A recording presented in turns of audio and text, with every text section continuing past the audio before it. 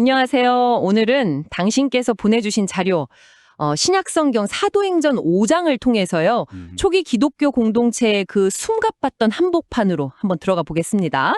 보통 뭐 사랑과 나눔 이런 공동체로 좀 이상화되곤 하잖아요. 근데 오늘 이야기는 시작부터가 좀 충격적입니다. 맞아요. 공동체 내부의 어떤 기만 사건, 그리고 그 결과, 또 외부로부터 오는 거센 박해 속에서도 그들의 행보가 멈추질 않아요. 이런 극단적인 상황에서 이 신생 운동이 어떻게 생존하고 또 확장될 수 있었을까?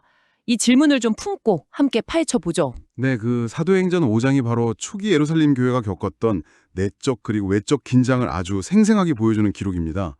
이게 단순히 그냥 역사 기록이라기보다는 신생 공동체가 정체성을 만들고 외부 세계랑 관계를 맺는 과정에서 던져지는 좀 근본적인 질문들 이런 걸 담고 있죠. 첫 사건부터 정말 강렬합니다. 아나니아와 삽비라 부부 이야기. 이분들이 땅을 판 값의 일부를 숨기고 이게 전부인 것처럼 헌금을 하잖아요.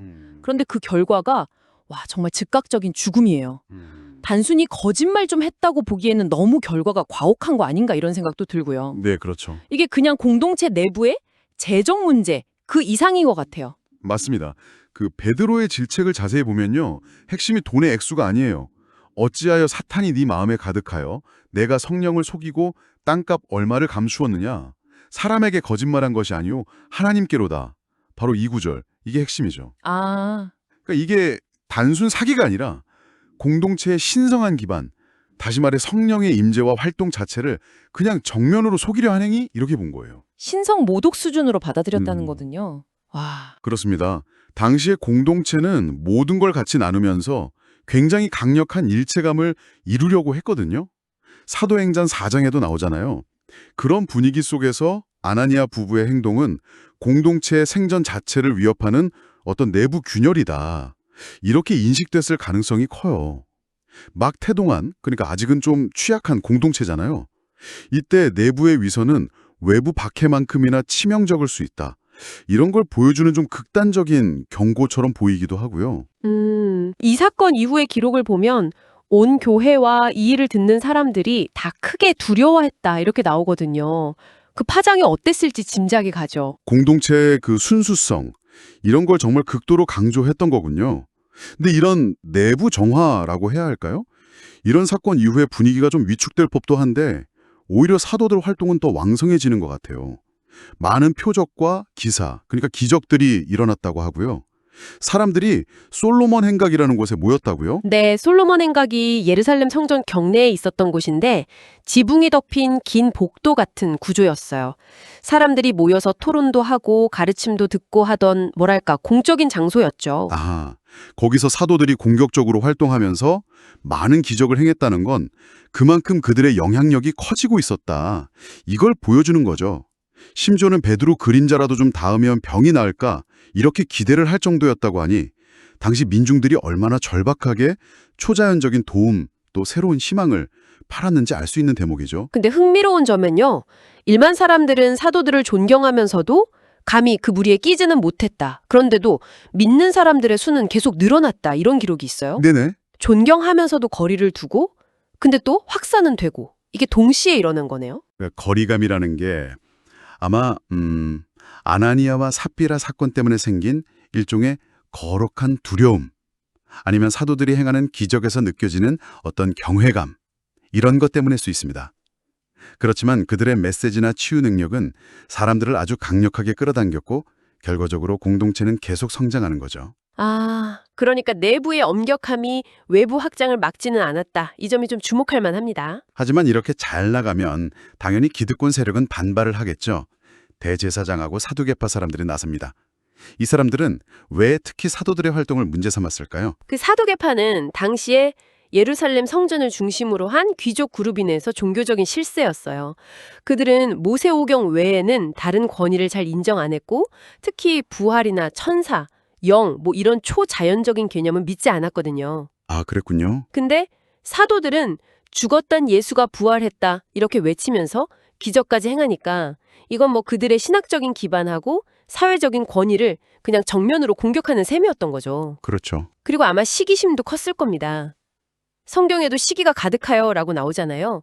자신들의 영향력은 줄어드는데 새로운 운동이 민중의 지지를 얻으니까 위협을 느낀 거죠. 그래서 사도들을 잡아다가 감옥에 가두는군요.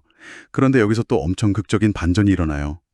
천사가 나타나서 감옥문을 열고 풀어주면서 다시 성전에 가서 생명의 말씀을 전해라 이렇게 말합니다. 정말 영화 같은 장면인데요. 네, 그렇죠. 이 기적적인 탈출과 석방 이야기는 사도들의 메시지나 활동이 어떤 신적인 승인과 보호 아래 있다. 이걸 좀 강조하는 역할을 합니다. 인간 권력이 아무리 막으려고 해도 더 높은 권위가 개입해서 그들의 살명을 계속하게 한다. 뭐 이런 거죠. 그리고 사도들은 풀려나자마자 정말 조금의 망설임도 없이 새벽부터 다시 성전에서 가르칩니다. 대단해요. 한편 이 사실을 모르는 종교 지도자들은 의회를 소집하고 사도들을 데려오라고 하죠. 근데 감옥이 텅 빈 걸 발견하고 막 당황하는 장면이 이어지고요. 이 과정에서 경비대장이 사도들을 다시 데려올 때 백성들이 돌로 칠까가 두려워서 강제로 못 데려왔다는 기록? 이게 참 인상 깊어요. 그 부분이 중요합니다. 사도들에 대한 민중의 지지가 상당했다는 걸 보여주죠. 종교 지도자들이 함부로 물리력을 행사하기 어려울 정도였다는 건 당시 예루살렘 안에서 이 새로운 운동이 정말 무시할 수 없는 세력으로 커지고 있었다는 걸 말해줍니다. 권력자들도 여론을 의식 안 할 수가 없었던 거죠. 다시 공회 앞에 선 사도들, 대제사장이 막 다그치죠. 예수의 이름으로 가르치지 말라고 우리가 엄하게 금지했는데 왜 온 예루살렘에 너희 가르침을 퍼뜨리고 그 예수의 핏값을 우리한테 돌리려 하느냐. 네. 그러니까 자신들의 권위에 대한 도전 그리고 예수 죽음의 책임 전가 이 두 가지를 딱 문제 삼는군요. 이때 베드로의 대답이 정말 초기 기독교 정신의 핵심을 보여줍니다. 사람에게 순종하는 것보다 하나님께 순종하는 것이 마땅하니라. 와, 이건 인간의 권위보다 신의 명령을 우선하겠다는 선언이죠. 그러고 나서 다시 한번 자신들의 핵심 메시지, 그러니까 예수의 죽음, 부활, 승천, 그리고 회개와 죄사함, 이걸 선포하면서 자기들하고 성령이 그 증인이다 이렇게 담대하게 말합니다. 이 말을 들은 공회 의원들은 격분해서 사도들을 죽이려고까지 합니다. 정말 일촉즉발의 상황인데 여기서 예상 밖의 인물 가말리엘이 등장해요. 존경받는 율법학자고 또 바리새파 사람이라고 나오죠. 이 사람이 이 상황을 어떻게 중재하나요? 가말리엘의 발언은 보면 굉장히 신중하고 또 현실적인 정치 감각을 보여줍니다. 그는 과거에 사람들을 선동했던 드다나 갈릴리 유다 같은 사람들이 결국 실패하고 추종자들도 흩어졌던 사례를 먼저 얘기해요. 그러면서 그 유명한 제안을 하죠. 이 사람들을 상관하지 말고 그냥 버려두시오. 이 사상과 이 소행이 사람에게서 났으면 무너질 것이고 만일 하나님께로부터 났으면 당신들이 그들을 무너뜨릴 수 없을 것이고 도리어 하나님을 대적하는 자가 될까 하오. 시간이 증명해 줄 거다. 뭐 이런 접근이군요. 굉장히 지혜롭게 들리면서도 어떻게 보면 좀 책임을 미루는 것처럼 보이기도 하는데요. 그렇게 볼 수도 있습니다. 하지만 당시 상황을 생각해보면 매우 실용적인 조언이었을 거예요. 바리새파는 사두개파랑 달리 부활이나 천사의 존재를 믿었거든요. 그래서 사도들의 주장을 그냥 완전히 배척하기보다는 좀 신중한 입장을 취했을 수 있고요. 아하, 그런 배경이. 네. 또 가말리엘의 발언은 사두개파의 좀 과격한 대응을 견제하고 공회의 분열을 막으려는 어떤 정치적인 고려도 있었을 수 있습니다.